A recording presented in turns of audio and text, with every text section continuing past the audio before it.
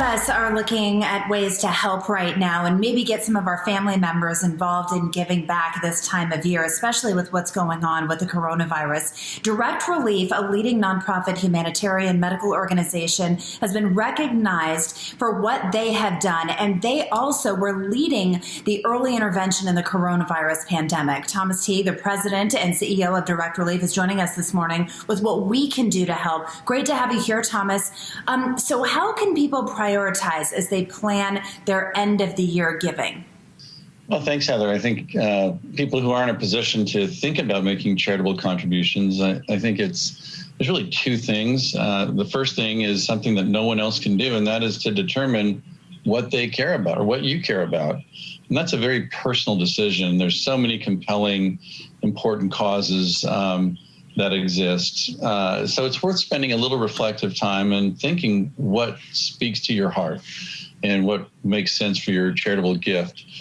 If you, once you decide that, then there are resources like Charity Navigator or the Better Business Bureau that can help make sure that your desire to help in a particular area is being well served by an organization that's been thoroughly vetted. And both steps are important. One, no one can do for you. You have to pick what matters to you. But the second one, there are resources to help make an informed choice about a charitable gift. Two great resources to see online. And then a lot of people who are at home watching right now are just not in a position to give this year, understandably so, with what we're facing right now. What advice do you have for them? Well, first of all, no guilt.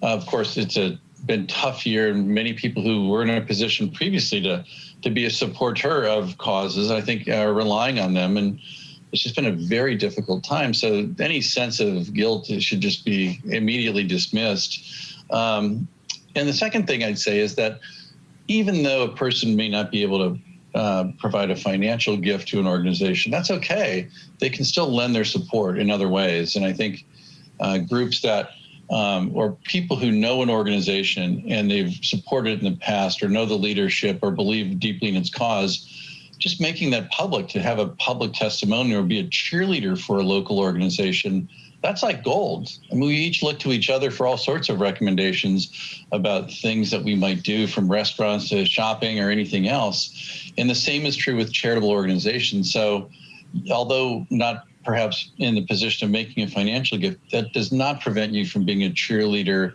for an organization or lending your support. And that doesn't cost a penny and is really important for any organization that is seeking and needs public support.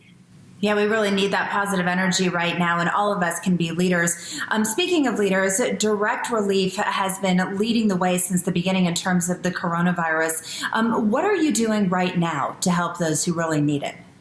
I think Direct Relief continues to do much of what we've been doing for most of the year. We have been mobilizing and providing still a lot of PPE to the nonprofit community health centers and clinics, free and charitable clinics around the United States that find themselves short as these cases spike.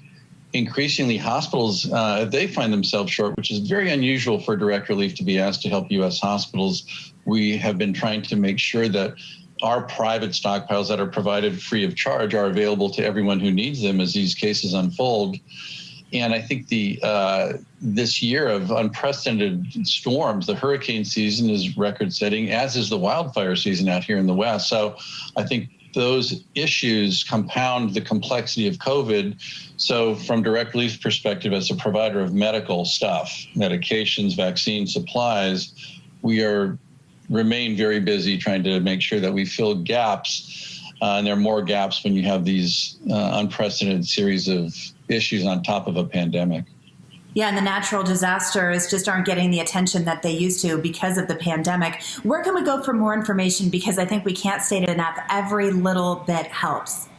Right. Directrelief.org is our website. You can actually now subscribe to our news feed on Google News or Apple News or Bing News or our podcasts. And those are not solicitations in any way. Those are just news reports about where, with whom, and the types of issues Direct Relief is working on. So And there's 72 years of history. That's probably far more than you want, but it's all there if you want to, as well as our financial reports and audited financial statements, all at directrelief.org. Thomas, thank you so much for what you do and sharing all this with us this morning. My pleasures. Thank you, and stay healthy to you and all your viewers. You as well. You're watching The Morning Blend. We'll be right back.